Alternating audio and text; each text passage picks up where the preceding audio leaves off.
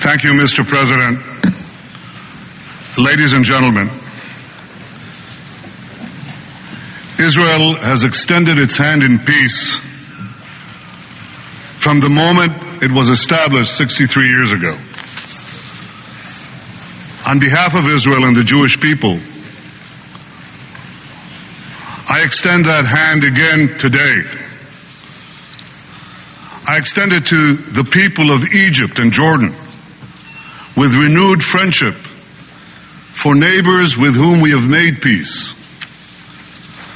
I extend it to the people of Turkey with respect and goodwill. I extend it to the people of Libya and Tunisia with admiration for those trying to build a democratic future. I extend it to the other peoples of North Africa and the Arabian Peninsula with whom we want to forge a new beginning. I extend it to the people of Syria, Lebanon, and Iran with awe at the courage of those fighting brutal repression. But most especially, I extend my hand to the Palestinian people with whom we seek a just and lasting peace.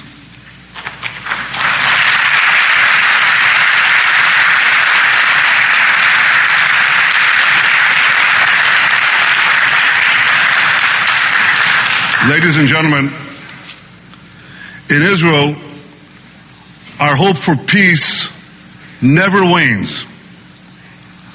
Our scientists, doctors, innovators apply their genius to improve the world of tomorrow. Our artists, our writers enrich the heritage of humanity.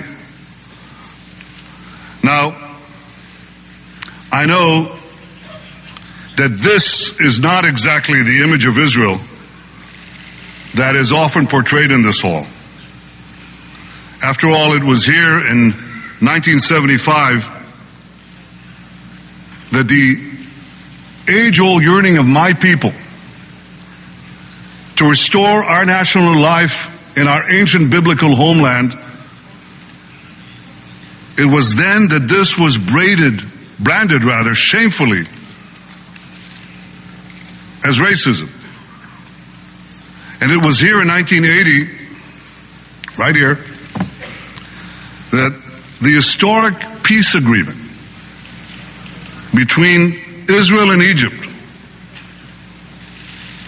wasn't praised. It was denounced. And it's here, year after year, that Israel is unjustly singled out for condemnation. It's singled out for condemnation more often than all the nations of the world combined. 21 out of the 27 General Assembly resolutions condemn Israel, the one true democracy in the Middle East.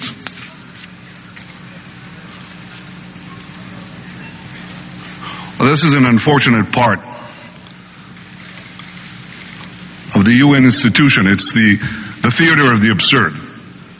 It doesn't only cast Israel as the villain, it often casts real villains in leading roles. Gaddafi's Libya chaired the UN Commission on Human Rights. Saddam's Iraq headed the UN Committee on Disarmament. You might say that's the past. Well, here's what's happening now, right now, today. Hezbollah-controlled Lebanon now presides over the UN Security Council.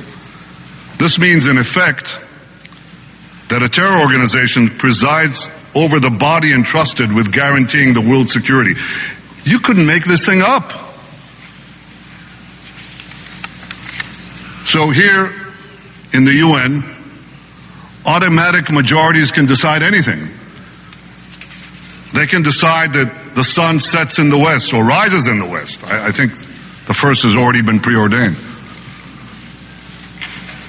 They can also decide, they have decided, that the Western Wall in Jerusalem, Judaism's holiest place, is occupied Palestinian territory. And yet, even here, in the General Assembly, the truth can sometimes break through. In 1984, when I was appointed Israel's ambassador to the United Nations, I visited the great rabbi of Lubavitch. He said to me, and ladies and gentlemen, I don't want any of you to be offended, because from personal experience of serving here, I know there are many honorable men and women, many capable and decent people serving their nations here. But here's what the Rebbe said to me. He said to me, you'll be serving in a house of many lies. And then he said, remember that even in the darkest place, the light of a single candle can be seen far and wide. Today I hope that the light of truth will shine, if only for a few minutes, in a hall that for too long has been a place of darkness for my country. So as Israel's Prime Minister, I didn't come here to win applause. I came here to speak the truth. The truth is,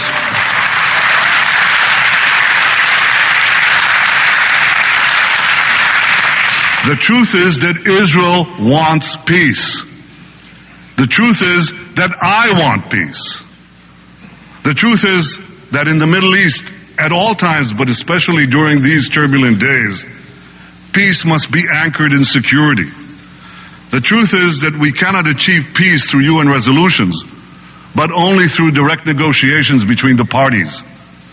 The truth is that so far the Palestinians have refused to negotiate. The truth is that Israel wants peace with a Palestinian state, but the Palestinians want a state without peace. And the truth is, you shouldn't let that happen. Ladies and gentlemen, when I first came here 27 years ago, the world was divided between East and West. Since then, the Cold War ended. Great civilizations have risen from centuries of slumber. Hundreds of millions have been lifted out of poverty. Countless more are poised to follow. And the remarkable thing is that so far, this monumental historic shift has largely occurred peacefully. Yet a malignancy is now growing between East and West that threatens the peace of all. It seeks not to liberate, but to enslave. Not to build, but to destroy. That malignancy is militant Islam. It cloaks itself in the mantle of a great faith, yet it murders Jews, Christians, and Muslims alike with unforgiving impartiality. On September 11th, it killed thousands of Americans, and it left the Twin Towers in smoldering ruins. Last night, I laid a wreath on the 9/11 memorial. It was deeply moving. But as I was going there, one thing echoed in my mind. The outrageous words of the president of Iran on this podium yesterday.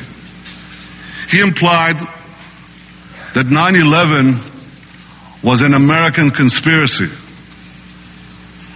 Some of you left this hall. All of you should have.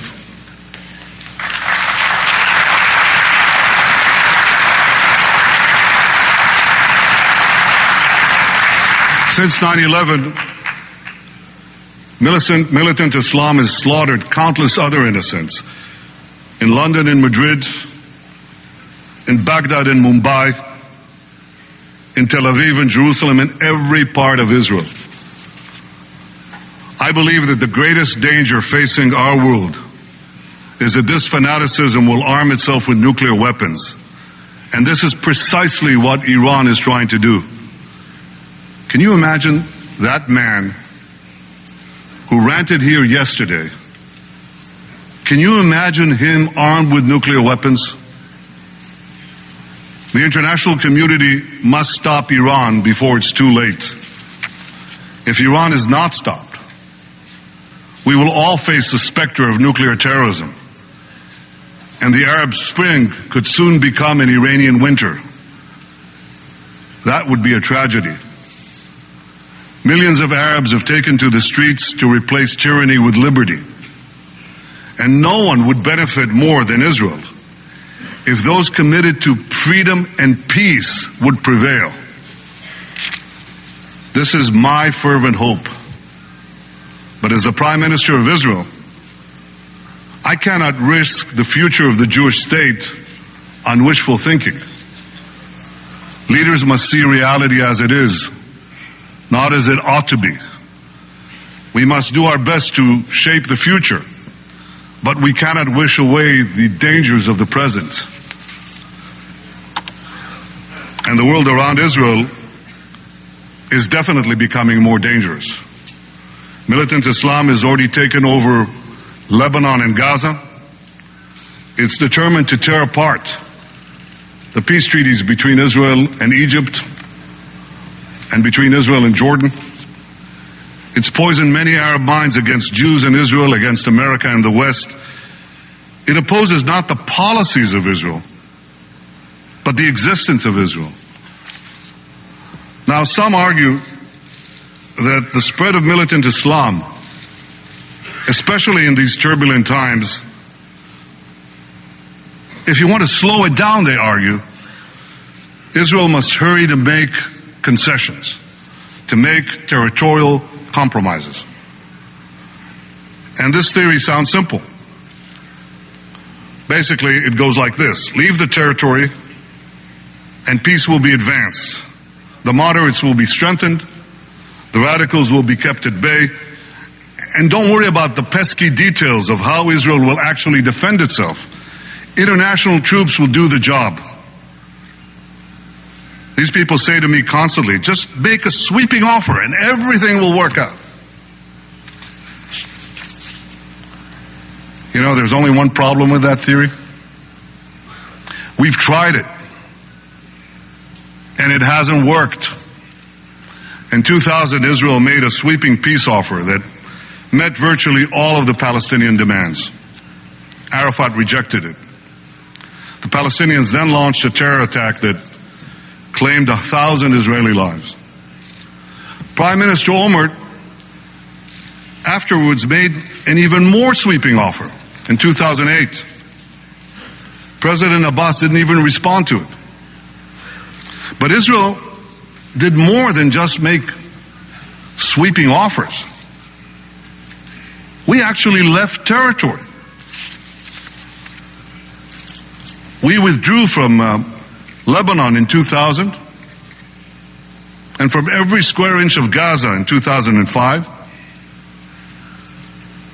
That didn't calm the Islamic storm, the militant Islamic storm that threatens us. It only brought the storm closer and made it stronger. Hezbollah and Hamas fired thousands of rockets against our cities from the very territories we vacated. See, when Israel left Lebanon and Gaza, the moderates didn't defeat the radicals. The moderates were devoured by the radicals. And I regret to say that international troops like UNIFIL in Lebanon and UBAM in Gaza didn't stop the radicals from attacking Israel. We left Gaza hoping for peace. We did freeze the settlements in Gaza. We uprooted them. We did exactly what the theory says. Get out, go back to the 1967 borders, dismantle the settlements. And I don't think people remember how far we went to achieve this. We uprooted thousands of people from their homes. We pulled children out of their schools and their kindergartens. We bulldozed synagogues. We even moved loved ones from their graves. And then, having done all that, we gave the keys of Gaza to President Abbas. Now the theory says it should all work out. And President Abbas and the Palestinian Authority now could build a peaceful state in Gaza. You can remember that the entire world applauded. They applauded our withdrawal as an act of great statesmanship, as a bold act of peace.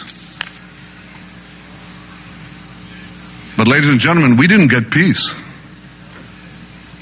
We got war. We got Iran, which through its proxy Hamas promptly kicked out the Palestinian Authority. The Palestinian Authority collapsed in a day, in one day.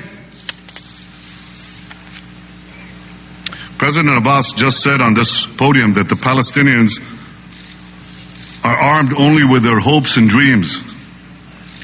Yeah, hopes, dreams, and 10,000 missiles and Grad rockets supplied by Iran, not to mention the river of lethal weapons now flowing into Gaza from the Sinai, from Libya, and from elsewhere.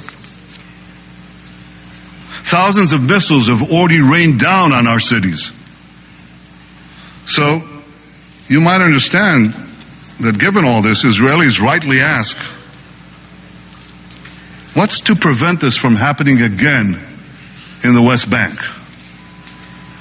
See, most of our major cities in the south of the country are within a few dozen kilometers from Gaza.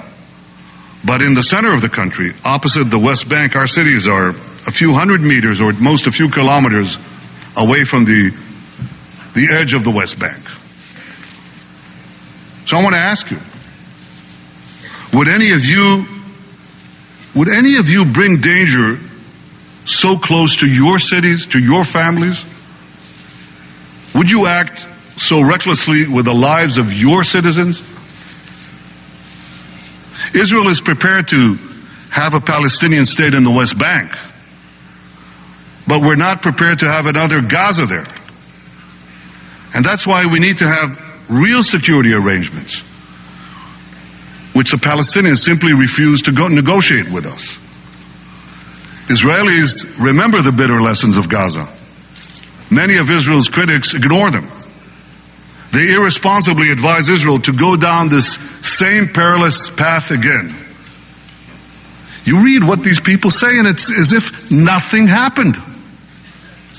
Just keep repeating the same advice, the same formulas, as though none of this happened. And these critics continue to press Israel to make far-reaching concessions without first assuring Israel's security. They praise those who unwittingly feed the insatiable crocodile of militant Islam as bold statesmen. They cast as enemies of peace those of us who insist that we must first erect a sturdy barrier to keep the crocodile out, or at the very least, jam an iron bar between its gaping jaws. So in the face of the labels and the libels, Israel must heed better advice. Better a bad press than a good eulogy. And better still would be a fair press, whose sense of history extends beyond breakfast, and which recognizes Israel's legitimate security concerns. I believe that in serious peace negotiations, these needs and concerns can be properly addressed. But they will not be addressed without negotiations. And the needs are many. Because Israel is such a tiny country. Without Judea and Samaria, the West Bank, Israel is all of 9 miles wide. I want to put it for you in perspective, because you're all in this city. That's about 2/3 the length of Manhattan. It's the distance between Battery Park and Columbia University. And don't forget that the people who live in Brooklyn and New Jersey are considerably nicer than some of Israel's neighbors. So how do you protect such a tiny country, surrounded by people sworn to its destruction and armed to the teeth by Iran? Obviously, you can't defend it from within that narrow space alone. Israel needs greater strategic depth. And that's exactly why Security Council Resolution 242 didn't require Israel to leave all the territories it captured in the Six-Day War. It talked about withdrawal from territories to secure and defensible boundaries. And to defend itself, Israel must therefore maintain a long-term Israeli military presence in critical strategic areas in the West Bank. Now, I explained this to President Abbas. He answered that if a Palestinian state was to be a sovereign country, it could never accept such arrangements. Why not? America has had troops in Japan, Germany, and South Korea for more than half a century. Britain has had an airspace in Cyprus, or rather an airbase in Cyprus. France has forces in 3 independent African nations. None of these states claim that they're not sovereign countries. And there are many other vital security issues that also must be addressed. Take the issue of airspace. Again, Israel's small dimensions create huge security problems. America can be crossed by jet airplane in 6 hours. To fly across Israel, it takes 3 minutes. So is Israel's tiny airspace to be chopped in half and given to a Palestinian state not at peace with Israel? Our major international airport is a few kilometers away from the West Bank. Without peace, will our planes become targets for anti-aircraft missiles placed in the adjacent Palestinian state? And how will we stop the smuggling into the West Bank? It's not merely the West Bank, it's the West Bank mountains. It just dominates the coastal plain where most of Israel's population sits below. How could we prevent the smuggling into these mountains of those missiles that could be fired on our cities? I bring up these problems because they're not theoretical problems. They're very real. And for Israelis, they're life and death matters. All these potential cracks in Israel's security have to be sealed in a peace agreement before a Palestinian state is declared, not afterwards. Because if you leave it afterwards, they won't be sealed. And these problems will explode in our face and explode the peace. The Palestinians should first make peace with Israel and then get their state. But I also want to tell you this. After such a peace agreement is signed, Israel will not be the last country to welcome a Palestinian state as a new member of the United Nations. We will be the first.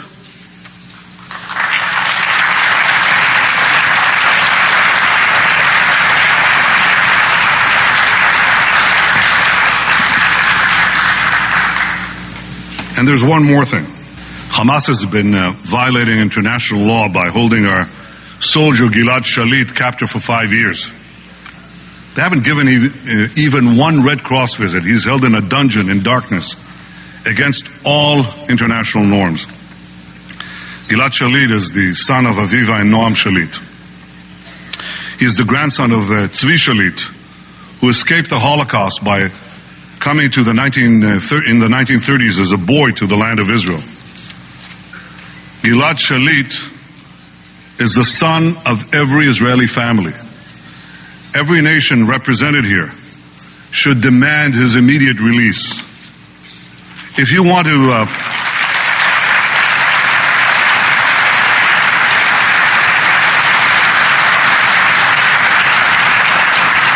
to pass a resolution about the Middle East today, that's the resolution you should pass.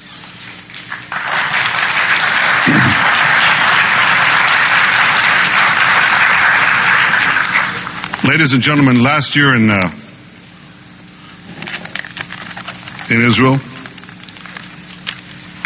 in Bar Ilan University, this year in the Knesset and in the U.S. Congress, I laid out my vision for peace, in which a demilitarized Palestinian state recognizes the Jewish state. Yes, the Jewish state. After all, this is the body that recognized the Jewish state 64 years ago. Now, don't you think it's about time the Palestinians did the same? The Jewish state of Israel will always protect the rights of all its minorities, including the more than 1 million Arab citizens of Israel. I wish I could say the same thing about a future Palestinian state. For as Palestinian officials made clear the other day, in fact, I think they made it right here in New York, they said the Palestinian state won't allow any Jews in it. They'll be Jew-free. Judenrein. That's ethnic cleansing. There are laws today in Ramallah that make the selling of land to Jews punishable by death. That's racism. And you know which laws this evokes. Israel has no intention whatsoever to change the democratic character of our state. We just don't want the Palestinians to try to change the Jewish character of our state. We want to give up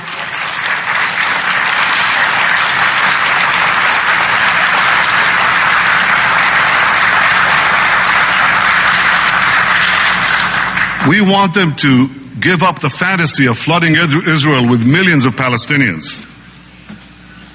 President Abbas just stood here and he said that the core of the Israeli-Palestinian conflict is the settlements.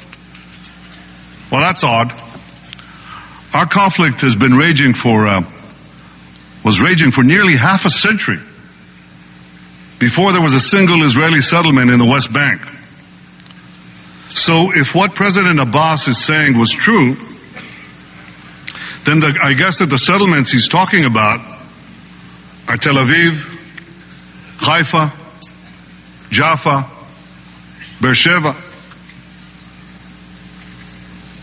Maybe that's what he meant the other day when he said that Israel has been occupying Palestinian land for 63 years. He didn't say from 1967, he said from 1948. I hope somebody will bother to ask him this question, because it illustrates a simple truth. The core of the conflict is not the settlements. The settlements are a result of the conflict. The settlements have to be, it's an issue that has to be addressed and resolved in the course of negotiations. But the core of the conflict has always been, and unfortunately remains, the refusal of the Palestinians to recognize a Jewish state in any border. I think it's time that the Palestinian leadership recognizes what every serious international leader has recognized. From Lord Balfour and Lloyd George in 1917 to President Truman in 1948 to President Obama just 2 days ago right here. Israel is the Jewish state.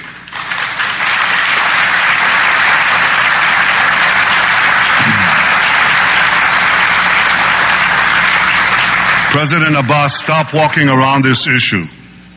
Recognize the Jewish state and make peace with us. In such a genuine peace, Israel is prepared to make painful compromises. We believe that the Palestinians should be neither the citizens of Israel nor its subjects. They should live in a free state of their own. But they should be ready, like us, for compromise. And we will know that they're ready for compromise and for peace when they start taking Israel's security requirements seriously, and when they stop denying our historical connection to our ancient homeland. I often hear them accuse Israel of Judaizing Jerusalem. That's like accusing America of Americanizing Washington, or the British of Anglicizing London. You know why we're called Jews? Because we come from Judea. In my office in Jerusalem, there's an ancient seal. It's a signet ring of a Jewish official from the time of the Bible. The seal was found right next to the Western Wall, and it dates back 2,700 years to the time of King Hezekiah. Now there's a name of the Jewish official inscribed on the ring in Hebrew. His name was Netanyahu. That's my last name. My first name, Benjamin, dates back 1,000 years earlier to Benjamin, Binyamin, the son of Jacob, who was also known as Israel. Jacob and his 12 sons roamed these same hills of Judea and Samaria 4,000 years ago. And there's been a continuous Jewish presence in the land ever since. And for those Jews who were exiled from our land, they never stopped dreaming of coming back. Jews in Spain on the eve of their expulsion, Jews in the Ukraine fleeing the pogroms, Jews fighting the Warsaw Ghetto as the Nazis were circling around them. They never stopped praying. They never stopped yearning. They whispered, next year in Jerusalem, next year in the Promised Land.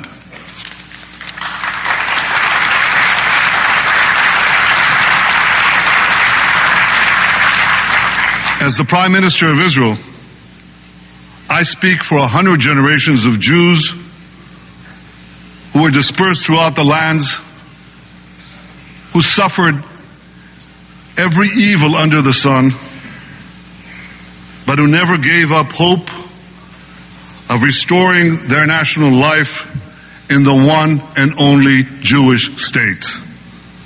Ladies and gentlemen, I continue to hope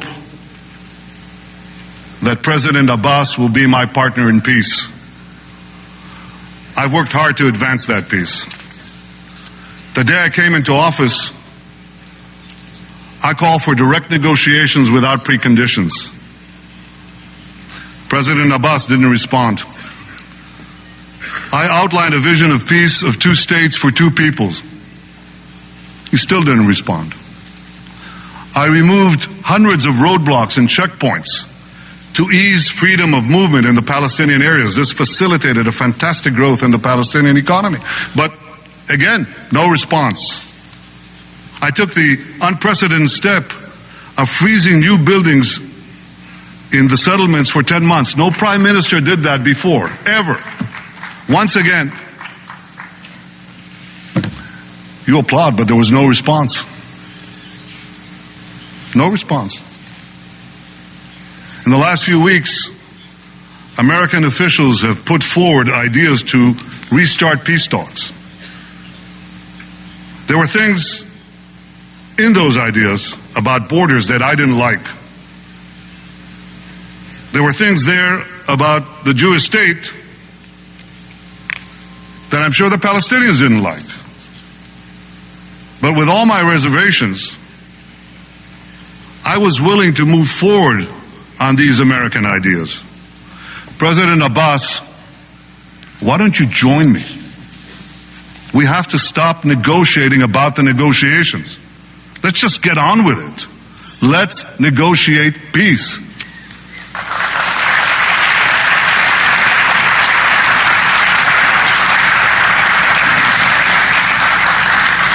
I spent years defending Israel on the battlefield.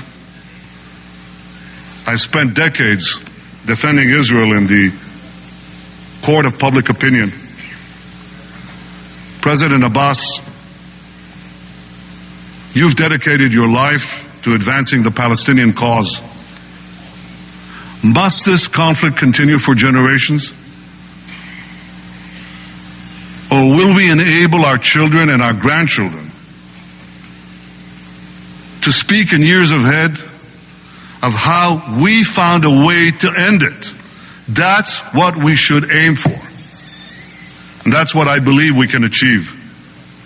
In 2.5 years, we met in Jerusalem only once, even though my door has always been open to you. If you wish, I'll come to Ramallah.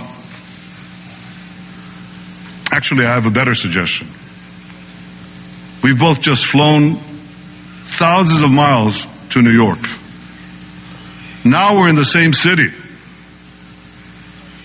We're in the same building. So let's meet here today in the United Nations.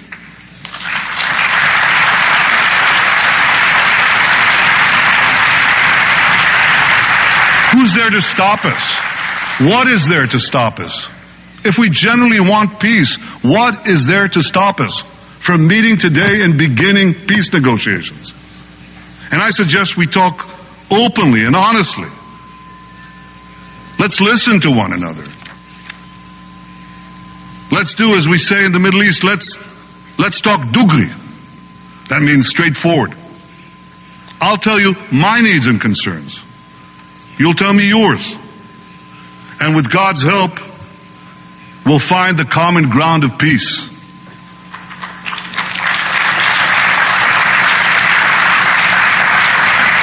There's an old Arab saying that you cannot applaud with one hand. Well, the same is true of peace. I cannot make peace alone. I cannot make peace without you. President Abbas, I extend my hand, the hand of Israel in peace. I hope that you will grasp that hand. We are both the sons of Abraham. My people call him Avraham. Your people call him Ibrahim. We share the same patriarch. We dwell in the same land. Our destinies are intertwined. Let us realize the vision of Isaiah. Ha'am ha'olchim b'choshech ra'u or gadol. The people who walked in darkness will see a great light. Let that light be the light of peace.